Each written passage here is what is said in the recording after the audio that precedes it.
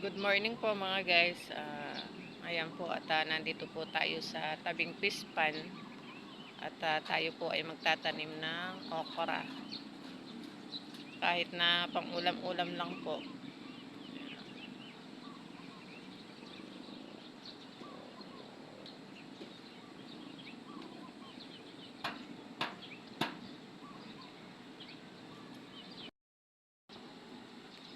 Habang walang trabaho si Mr. sa bukid, tayo po ay magtanim-tanim.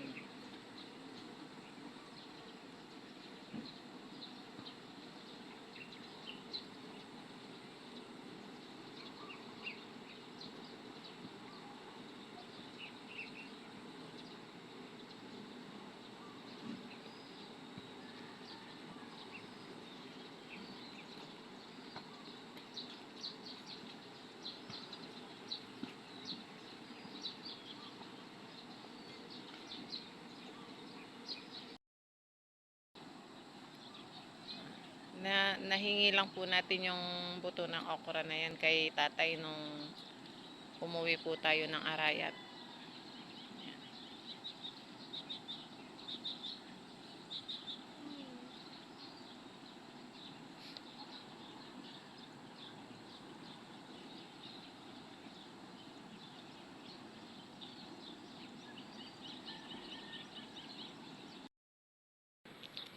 So, ayan po guys, yung palay po natin, ayan o, may bunga na po.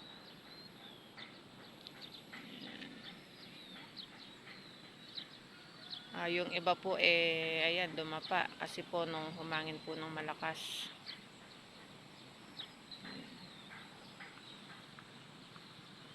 Magpapahinog na lang po tayo niyan.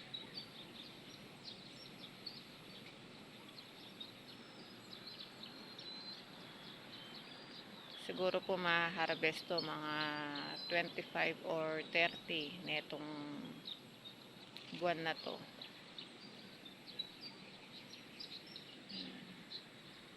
Matagal-tagal pa. Matagal-tagal pa po tayong bibili ng bigas. Ayan.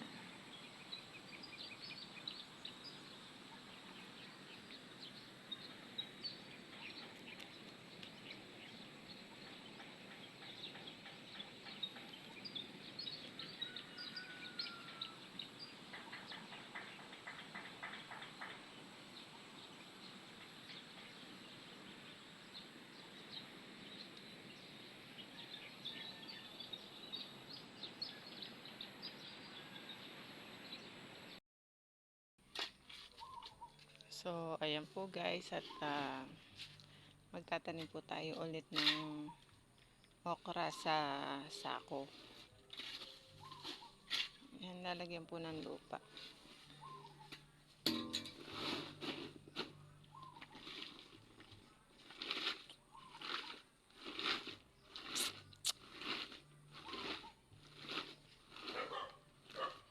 Ilagay naman po natin dyan, yan dun sa likod po.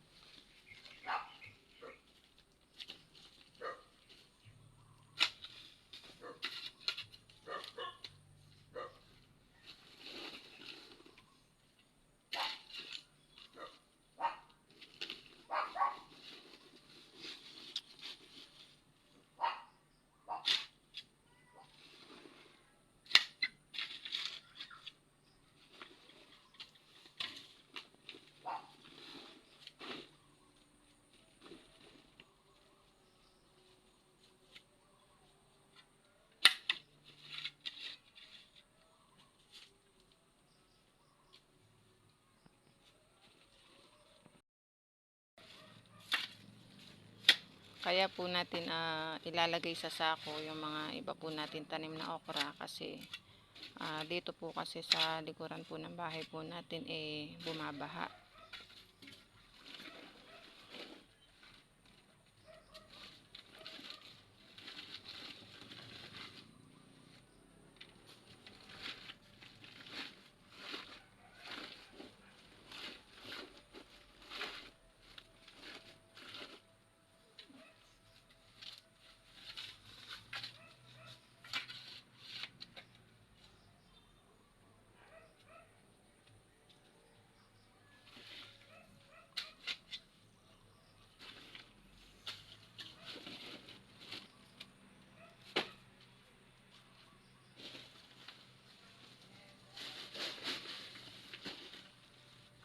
Yan po mga sako na yan, pinaglagyan po ng samyento.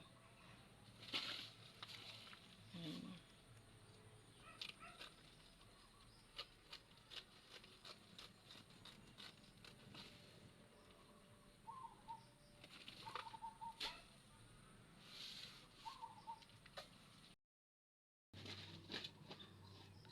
So, ayan po guys, at naka-anim na sako lang po muna. Ayan. Dagdagan na lang po natin yan ulit bukas.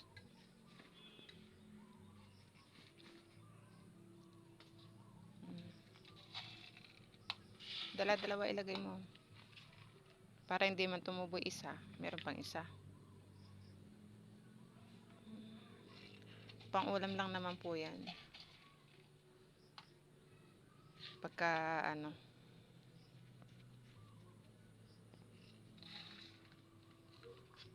pang-ulam.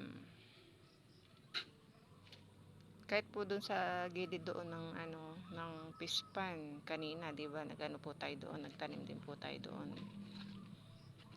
Ilang puno 'yon? 15. 15. Oh, 15 puno na po pala 'yon.